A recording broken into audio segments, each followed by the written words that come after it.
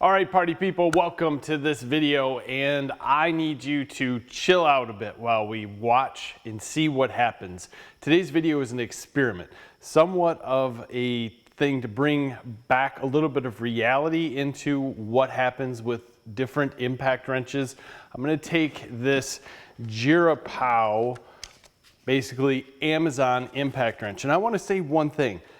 There must be some significant money to be made off of impact wrenches. Amazon is full of them. I mean, full of them. Same with drills, same with a lot of tools. This one somewhat looked like a Makita, so I picked it up, thought, hey, what would happen if I take an Amazon impact wrench, put it through its paces, 100%, gave it a fit and feel, full test, similar to what I do to many other tools out there. And a lot of these tools that I've tested, you guys have said, oh, they're DIY tools, don't abuse them. We're gonna abuse this and see how long it's gonna last. But first, before we abuse it, we're gonna put it through its paces to see if it can keep up with just what someone would generally spend $100 on an impact wrench for. So this is rated for somewhat of 285 foot-pounds-ish, right? It's 325-ish removing. The instructions and directions and the website doesn't all mesh, so we're just gonna go with ish numbers. So this should be great for removing lugs, rotating tires, doing little things like that. That's what we're gonna use it for. Then we're gonna get into a little bit of abuse. Then we're gonna talk about dropping this and putting it through some things that normal impact wrenches would do. Let's get to this. Remember, you got to chill out, roll with this. Stay tuned.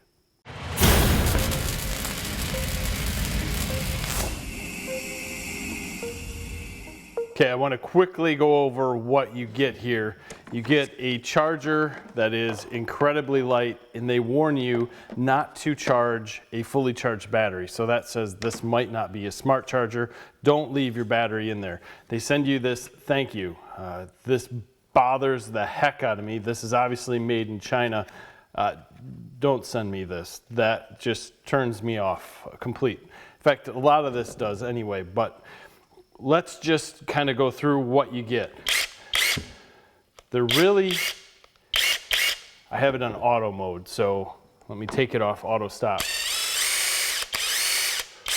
There is a variable speed trigger. It feels pretty good. There is a brushless motor, which is absolutely amazing to me. We do have 3 connections in the bottom, which is one more than some of the brushless Ryobi tools have, at least the HP models at this point. You have a comfortable forward and reverse, very similar to any other tool, an LED light in front that does stay on. This is really designed from some other tool, and it's obvious that it's just labeled here for whatever manufacturer picks it up and sells it. It is lithium-ion, although throughout the instructions they warn you that the tool's power will decrease as the battery drops. In a lot of the instructions basically talk more about NiCad battery issues, although they don't bring up NiCad, but they talk about how a NiCad would react rather than how a lithium-ion would react. Don't know if that's part of the tool or not. In the tool, you have to have it on here to see anything on the bottom. Battery meter, 3 bars, and then we have 4 modes of RPM and power, which is nice. And then if you're in reverse only, if you're not in reverse, the auto stop button won't turn on, but you can push the mode for the auto stop as it turns this into a single speed trigger, and it's full reverse until the bolt or nut, whatever it is you're removing, comes loose and stops. We're gonna test that out. I find that interesting, $109. So more power, more features than what we would find on a lot of our big box store tools, at least the low end ones. So let's get to trying this out. First things first, we have a hog ring. So socket comes off super easy. Also goes on easy. It's not gonna fall off yet. Again, initial use, pretty good. We've got our auto stop on. Let's give it a try. I let off That was my fault. Just out of habit. Let's try it again. So the first one came out a long way. Second one didn't. Let me try this. Worked. Close. We're going to turn that auto stop off. Let's go down to mode 3. Just see if it'll pull one of these off. These are at 165.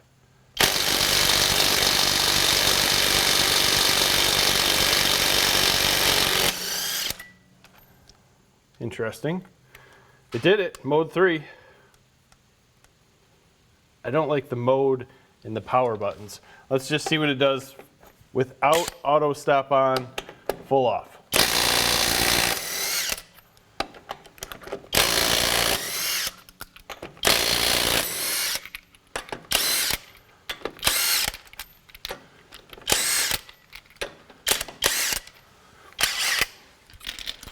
Honestly, at this point, I wouldn't know much difference between this and anything else. Put these guys back on. There is not a mode to auto stop or anything going forward. So we're just going to use the lower modes and try to ramp it up to see what it'll do, just get a feel. And then we'll tighten some of these up and just try to get a number as to what realistically this is going to perform with. So start with mode 1.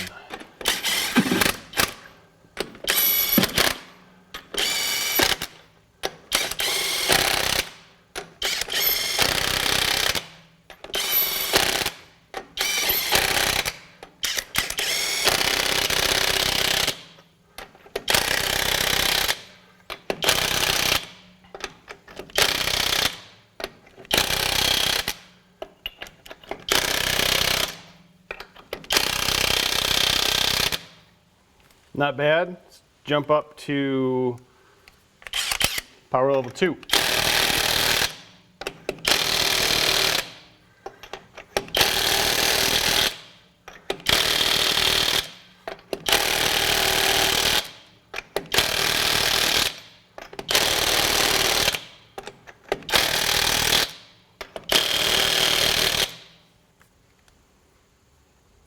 I get the hammer and mode button mixed up. The mode is only for auto stop and it's not a power level.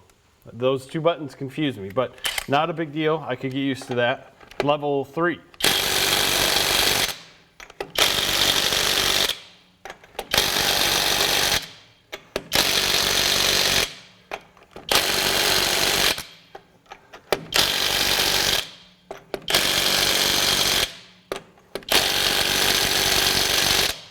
We didn't put a lot on those, maybe 1/8 of a turn. Let's go up to level 4.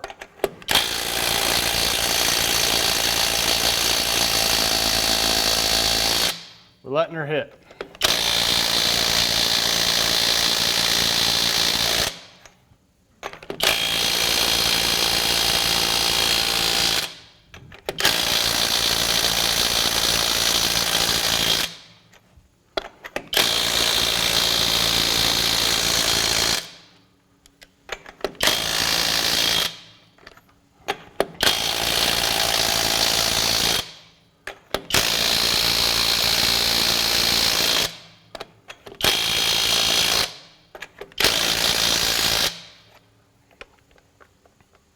Let's get the torque wrench out, see how that did. Torque wrench set at 170 just because that one moved a hair.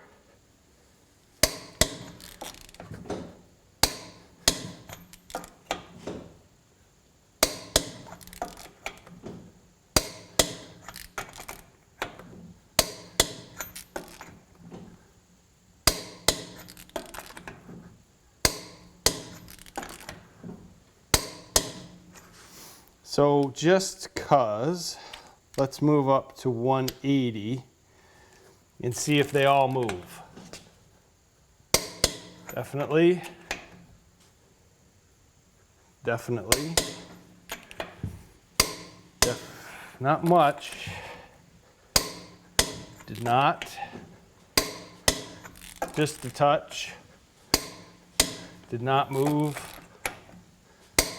Did not move. Did not move. So we're over torquing these, I get it.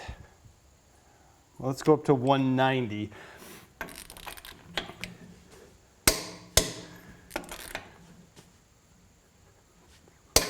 That one moved. Two that didn't move. That one moved just a hair. Did not move. Did not move. Did not move. Nope. Let's go put these at 210. Again, over torquing them, but I'm going to test what this will actually remove.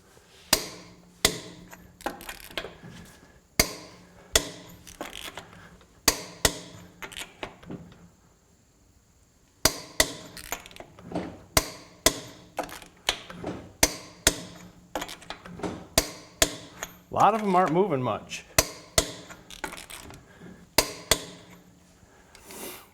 And these lug nuts are a little different. They seem to slide in to a groove. This is 230. I'm just going to test if there's something up with the lug nuts that Ford did to maybe stop the over torquing. Nope, that one definitely moved. 230. That one didn't.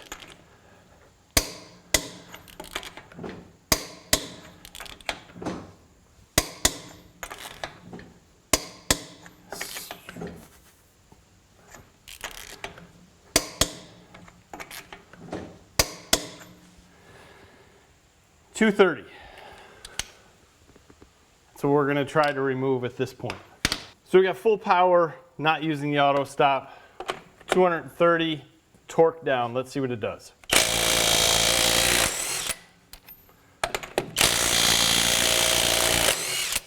I don't know if you can see the socket when it turns over. It breaks and kind of has a little area where it moves easily and then it has to break again. And that's what I'm talking about with these lugs. When you tighten them up, they seem to tighten and loosen and tighten and loosen. It's got to be something that Ford has set up with the hub-centric rim. Let's try this out.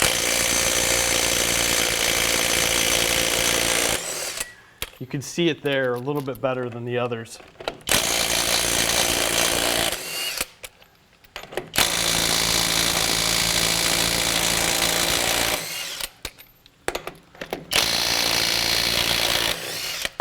We are reaching the limit here. So 230 is legit. Before we remove these two, let's go put this through a little bit more abuse and see what happens once we get this hot and the battery wore down just a hair. We all know that heat is going to be a killer. Our battery gauge in the back is still showing full. We're just going to let this guy hammer for quite a bit of time to see if we get a cutout here or if we can get some heat going.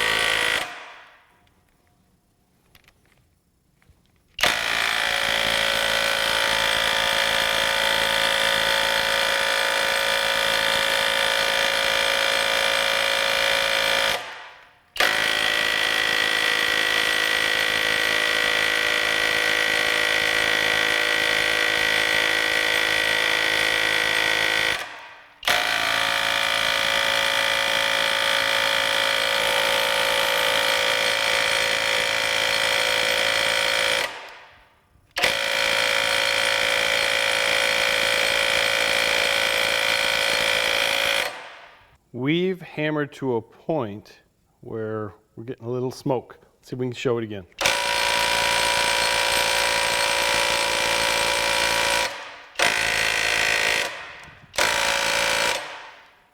I like smoke. It tells me we're getting somewhere.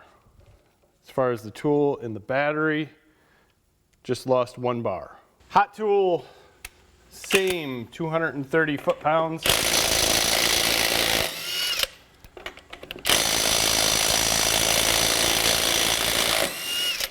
Hopefully you guys can see a little bit of smoke coming out the front. Nothing huge. It's not like we haven't seen it on other tools. So fairly common. We're gonna drop this down. I shouldn't say fairly common. Fairly common on some of the lower end tools that we abuse like this. Not common on some of the higher end tools. We're gonna just drop these guys back in and snug this wheel back up just to see how things go.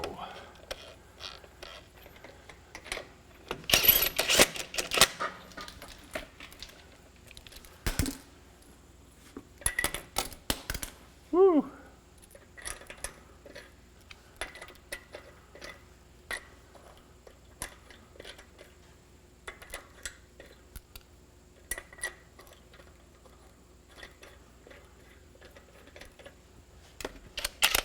Level 3.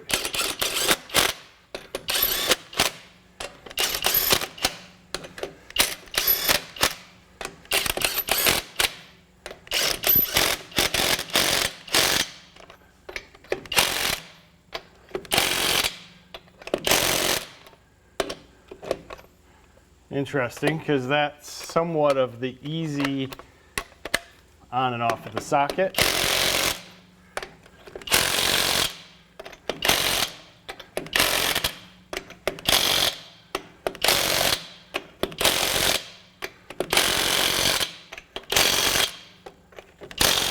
I'm only going around that way so that we can get a fair assumption as to all of them being somewhat equal. And we're going to drop this back to what it should be at 165. And this was basically tightened all the way at level 3. So I expect not to be complete. So that's actually pretty good.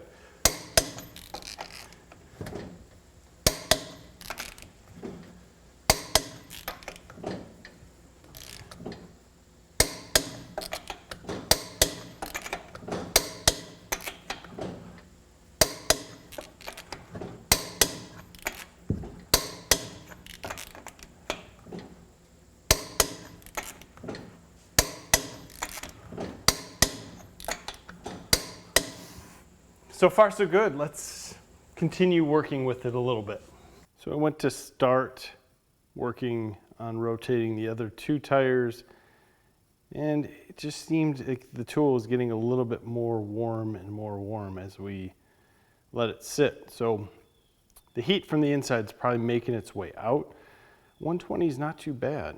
If you guys go back a couple of videos, we were working with a Ryobi, and it was upwards of 140. Let's see here. You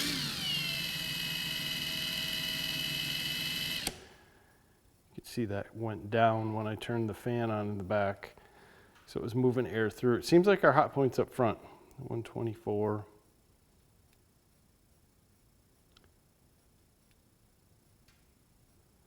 It's right in line with what we see some of the higher end tools perform with. Let's look at the battery pack.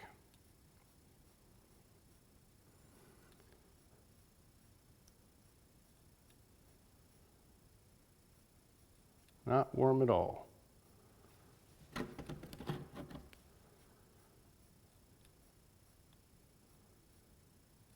Nope. So far so good, you know, unless you're clumsy. So I guess a drop test.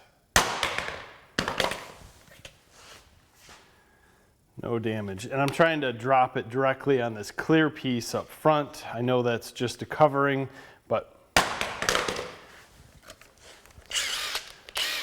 making an assumption here that maybe that's a weak part. Let's try the battery.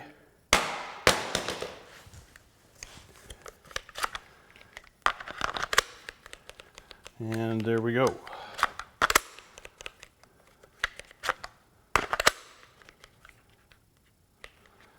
Battery is showing a full charge, but we are producing no power.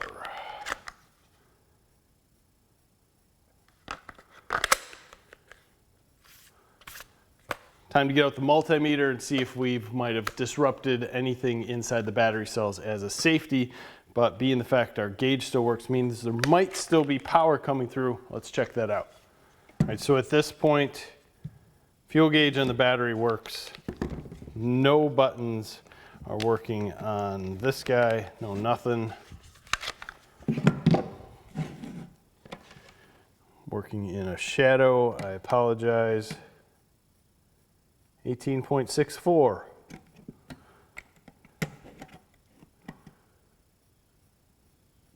18.96. 18.96. So the battery is working. Let's try this. These two are just the same, positive and negative, 18.96. So the battery is not the issue in this case. It's in the tool. Odd.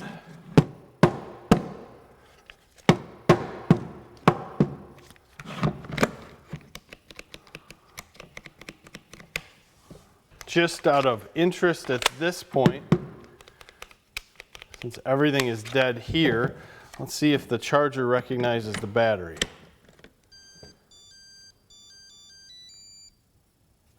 I dislike that too. So it does. It's actually physically charging the battery at this point. It's interesting.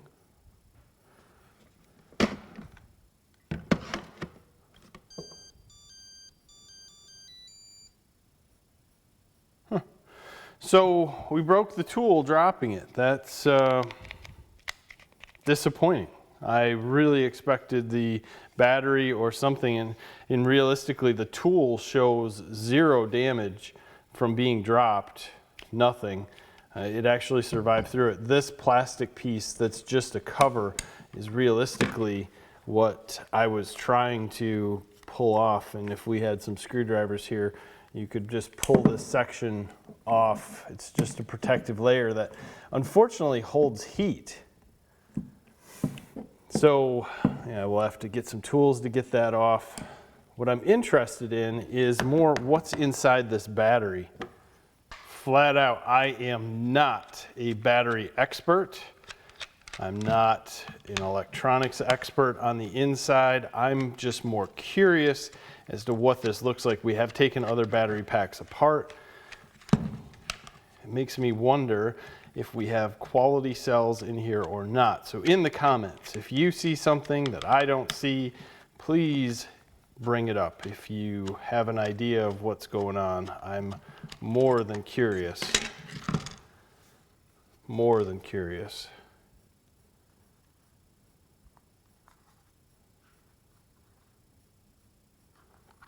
So that is just a button.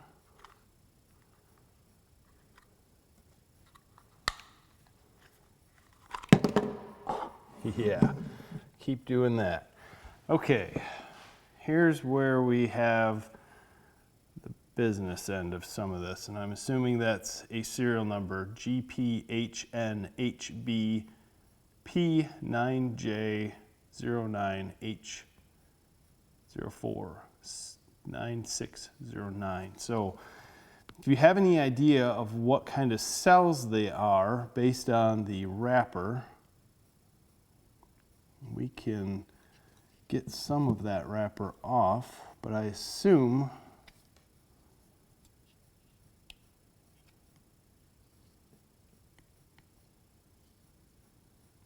that wrapper came on the cells. So they at least don't look like they're recycled in a group of different battery cells, which is interesting to me. Welds here. Nothing's potted, but nothing's really potted on this stuff anyway from the other tool companies. Pretty simple design. So the battery went back together, no issue. Still have voltage in the battery, Everything still works as far as fuel gauge, just nothing in the tool, not even power to the bottom modes, which sucks. So if you buy one of these, don't drop it. And I'm actually surprised to see what it would do on the lug nuts. 230 foot-pounds is good for something that's rated here, and it would still probably had a little bit more in it, which we didn't get to test because it obviously failed when it fell. It's getting warm. Putting it on the vise and just letting it hammer for a good period of time definitely heated this whole thing up a little bit. It's interesting to me how many different impact wrenches are on Amazon. How can so many people buy all these off-brand name impact wrenches? There must be huge money in this stuff. So when you think about what we pay for a good impact wrench, needless to say a good brushless one, and you can pick this up for $109, you know they're making money. Someone is making money. I do not know what factory or how old the kids were that put this together in China, but man, it's interesting to me, to say the least, that at $109, there's enough in it for everyone to make some money along the way, including Amazon taking their, 10 to 11% fee on the whole thing, plus shipping it over here from China and the whole thing. So, man, we are really paying a lot of money for a good quality impact wrench from other places. The difference in what we're getting is probably a warranty that we can walk into a store and do face-to-face with. And if this tool went into the store or went back somewhere, there's no doubt that it would get repaired because it's showing zero damage. I mean, it's not been used a ton. The drops are what killed it for whatever reason. And weirdly enough, I think it died when it dropped on the battery, yet the battery is still pushing out power and the tool's not working. Mind-blowing in a way. I really did not expect this tool to die on the simple drop test. I was ready to put this guy through some water, run it over with the truck, bury it in some sand, and really start getting into this tool. But I guess it proves to me a few things. One, technology. We went over this in a recent review. The more technology you put into a tool, the more chances you have for it to fail. I think a lot of you guys are seeing that, and the more basic a tool is, the longer it has the ability to last because you don't have a lot more parts in there. This tool, I'm not going to tear it apart and see what's in there, but obviously brushless motor, you know, the business end of the impact wrench is going to be as basic gets. It's a matter of how well it's machined and how well it's engineered, but then the rest of the electronics. And the electronics in this is what failed. And that's what we have to look at when we're buying some of these tools and paying a lot of money for them, is the electronics. Who's standing behind it? I want to throw this out to you, an electric car that's built in 2020. What is an electric car going to be worth in 2030? 10 years from now, when the technology is completely changed. I mean, it's not like a gas engine where, you know, that was a good gas engine. You can't, I doubt anyone's going to say, oh, those were really good batteries 10 years from then. It's technology, and technology is what's driving us to buy different tools, upgrade, get the best, the most powerful, the most technology in there, and it's a never-ending, never-winning game, because as soon as you buy something, there's already something else coming out that's going to be better than it. And it comes to, what are you happy with? How much power do you need? And I hate to go on that rant at the end of this video, so I would love to hear your comments on that kind of stuff, because some days this technology is really getting pushed to the point of, do you really need that just to take lug nuts off? And that's what killed this. A little too much technology, in my opinion, because something in here didn't like a drop and moved, and there we go. $109 worked until you dropped it on the third or fourth drop. I'm not saying go buy it. I'm not saying not go buy it, but I think it definitely brought a little bit more reality back into how can something feel? How much money are we willing to spend for an impact wrench with 2 batteries? And can these new impact wrenches with the technology withstand some of the abuse that might happen from this guy falling off a lift, Trust me, many of my Milwaukees and Ingersoll Rands have fallen off that lift at that height behind me and lived. And they've probably done it 15 to 20 times each. This one wouldn't. So there's a little bit of difference in the build quality, obviously, but man, there's also a lot of difference in the money. I'm going to take that into consideration on future reviews, continue down this road as I like to bring myself back to reality along with you guys, because a lot of you are just hammering on certain brands and this is the only brand and they're the best brand and they're the most powerful, and you know, give me the, let's come back to reality. It's still a tool. It needs to do a job, it needs to do that job well, and it needs to live. With that said, guys, I appreciate your time. Please give me a like in this video, subscribe to the channel if you haven't already, leave me comments. I want to hear all this stuff. I will do my best to respond, as you know I do. Thanks for your time. Have a great day.